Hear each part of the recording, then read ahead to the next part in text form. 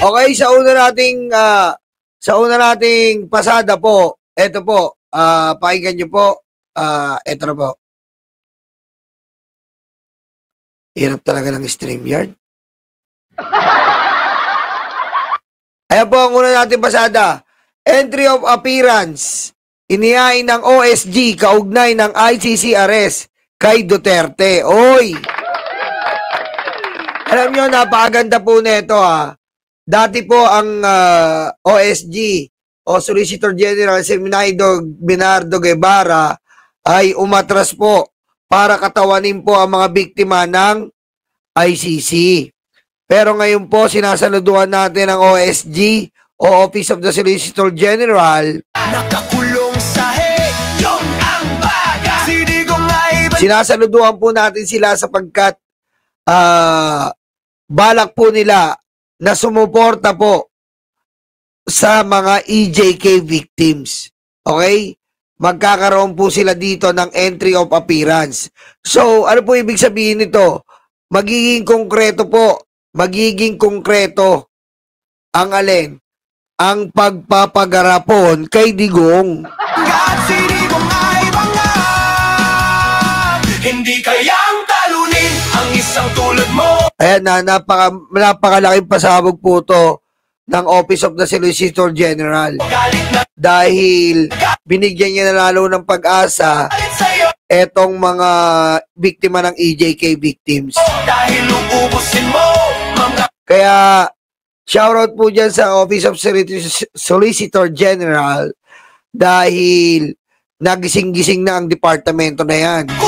Na dati pong si Guevara ay wala po talagang sinabi dyan. Parang isang kaalyado rin ni Corduroy na Betlog Duterte. Si Baby Emang bubos sa mga kagaya niyo, hindi kayang talunin ang isang tulad mo, galit na galit sa'yo dahil... At idugtong na po natin ito, idugtong na natin to. Ito po ay mula sa, idugtong na po natin ito dahil ito po ay maganda po ito, na dapat daw po, sabi ng isang attorney ng DD sheet, gawin na daw po si Digong na national hero. Ay putik. Ubusin mo, mga kurat ko, tangga mo pa, maganda kayo. Si Baby Emang ubos sa mga kagaya. Sabi po ni Attorney Mark Tolentino ng SMNA ito if I were a senator or a congressman, I would file a bill to declare Rodrigo Roa Corduroy Betlog Duterte as a living national hero of modern Philippines. Wow! Wow, man! Hero! Ayop! Hero? Anong ginawa niyan? Ba't mo i-declare na hero yan, Attorney Mark? Ano bang ginawa? Anong ginawa? Naminger? Makakita ng molestya na gagawin mong hero? Pumatay ng mga kababayan natin, gagawin mong hero? Ba't ganun mga...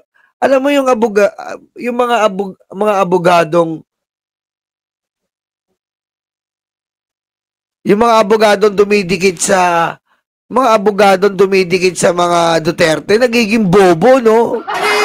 Laging niyuyurakan, laging sugatan, kahit duguan binirit. No? Lahat ng mga abogado dumidikit sa mga Duterte, nagiging bobo. Not tomorrow, not someday, but in his lifetime. So the Filipino people can honor a leader who stood firm, fearless, and unapologetically for this nation. Para pinapalabas nila pusang inang to, no? Pusang ina talaga, pinapalabas nila, ang daming ginawa ni Digong. Ang daming ginawa, kademonyoan. Mo ang laban, ang kapatid mo ay punong-puno ni luga. Mapagmataas pero siya ay sobrang baba. Eto daw, kung bakit karapat-dapat kilalaning bayani si Rodrigo Roa Duterte habang siya'y nabubuhay. May mga lider na dumarating lamang gaya ng simoy ng hangin. Dumaraan, nawawala at nalilimot. Ngunit may ilang Rodrigo Duterte dumarating bilang bagyo. Umalis bilang tanong at nananatili bilang alaala na hindi matanggal sa puso ng bayan. Pusangin ang yan, oh. Ang namimingin, yun ang baga. Inubos ang Pinoy, yun ang bangga. Nakakulong sa head. Ano ba naman yan? Ano ba naman nakain mo, Atty. Marco? Ano ba naman yan? May Rodrigo Duterte na dumating talaga. Siya lang ang pinakadaging demonyong presidente. Demonyo, walang ya. Kupal. Yun ang baga. Sidigong nga ibanggat, sidigong nga ibanggat. Hindi kayang... Ayun, sabi niya, hindi siya nilikang malinis ng kasaysayan. Hindi siya ibinabang para maging perpekto. Ngunit minsan, ang bayani ay hindi nahanap sa pagkakinis ng imahe, kundi sa bakal na loob na handang tumayo kahit mag-isa. Busa! Ano to? Ano sabi niya? Kundi sa bakal na loob. Hindi, bakal lang kamay niyan. Yan tinatawag na kamay na bakal. Ang tigas tinigasan yung kamay eh. Mali ka, Torny. Kamay na bakal to. Kaya kakaibang presidente to. Kinamay na bakal niya yung mga longka to eh. It was wet. Talagang pinasok niya eh. Kamay na bakal, eto na. Sabi niyo, ayaw mo? Bakit po? Di ba sabi ko, ako ang presidenteng may kamay na bakal. Pinasok eh. Pagpasok, it was wet. Alunin ang isang tulad mo, galit na galit sa'yo, dahil uubusin mo, mga kurat hanggang gawin mo, maganda kayo. Sabi pa, sa panahon niya, narinig muli ang tinig ng matagal ng tahimik. Oh. Ang mga duka nagkaroon ng mesa sa usapan. Oh. Ang mga duka nagkaroon ng kamatayan, Atty. Ba naman yan? Para ka namang Para ka namang... Ang mga duka nagkaroon ng kamatayan. Ang Pilipino sa laylayan ay muling nagising. Anong nagising? Hindi na nga nagising, patayin sila eh. Diba? Yung mga Pilipino sa laylayan hindi na nagising dahil pinatay. Diba yan, Atty. Mali-mali. Mali-mali yung mo. Mali-mali yung sinusulat mo. Ang mga nasa laylayan hindi na nagising. Ni tanggalin nga yung bala sa ulo nila, hindi natanggal eh. Diretso libing sila eh. Ano ba yan? Si Baby Emma sa mga kagaya niyo, hindi kayang talunin ang isang tulad mo, galit na galit sa'yo, dahil uubusin mo. Mga gobyerno na nakikinig sa amin. Anong nakikinig? Anong nakikinig? Nakikinig sa China. Sushi, Xi Jinping. Nakikinig. Chucha, Xi Jinping.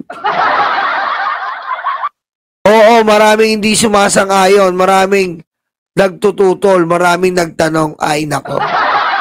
Ano ba naman yan? Ano ba naman klaseng attorney to? Ba't gano'n, no?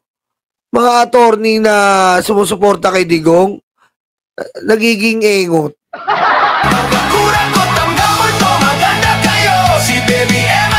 Alam nyo, sa realidad lang tayo. Huwag yung bigyan ng mga tao ng false hope. Huwag yung bigyan ng tao na tatanga-tanga sila. Naknaweteng, oo. Tibayan mo Pangulo para sa Pilipino.